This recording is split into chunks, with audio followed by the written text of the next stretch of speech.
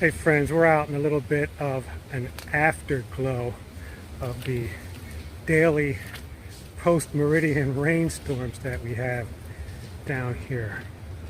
But a thought came to mind because I've been watching a lot of these AI generated videos and I'm kind of watching them evolve. It seems like every week they get a little bit better and better. And I was watching one just a little while ago. And I was listening to how the AI voices talk, and I was remembering back in the day how I and my cohorts, my fellow Americans, and more specifically my fellow Philadelphians, learned how to talk. There's a special way of speech that comes in Philadelphia that emerges in Philadelphia. For example, we put R's where there are no R's. Like, for example, wash and water and watch. You'll hear some people pronounce those words that way, and I don't think it's just Philadelphia. It's kind of like an East Coast thing, Philadelphia and South. When you go north, the further north you go, the less R's show up in words.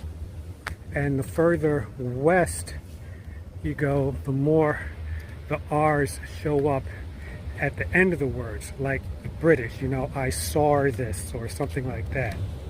So every generation since television, more and more kids have been learning to talk from TV. Maybe it's like that with your mother tongue as well. And I noticed as number one daughter was in that specific age range, she started talking like TV girls, man. You know how they say, like millennials, they say, Noah.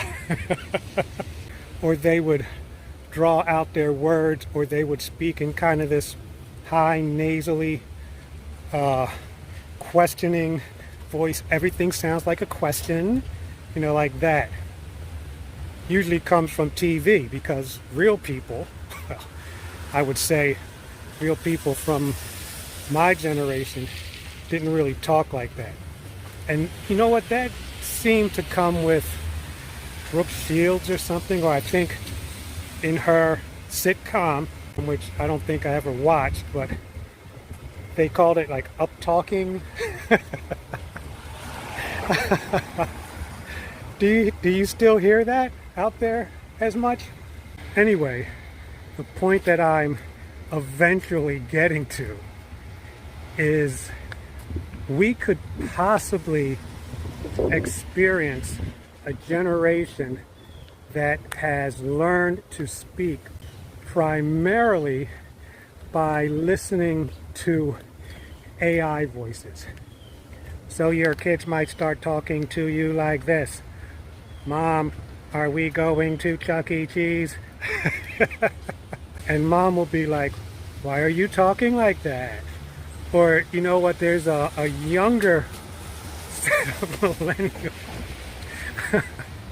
There's a younger cohort group of millennials that just have this real kind of high, squeaky, adenoidal type voice that they have to affect because they're always smiling and they're always very careful about what they're saying.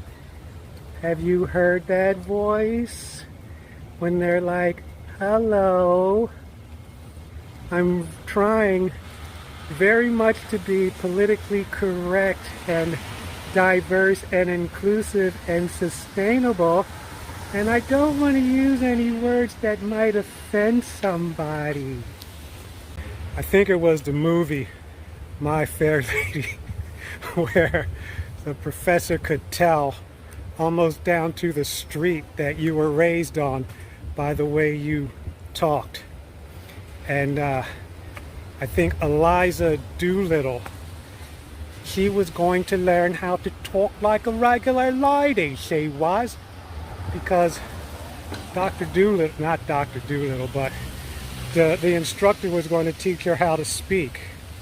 So I can see the situation arising when you're out at some family restaurant and the kids are at the table talking like, "Mom, when is the food going to come?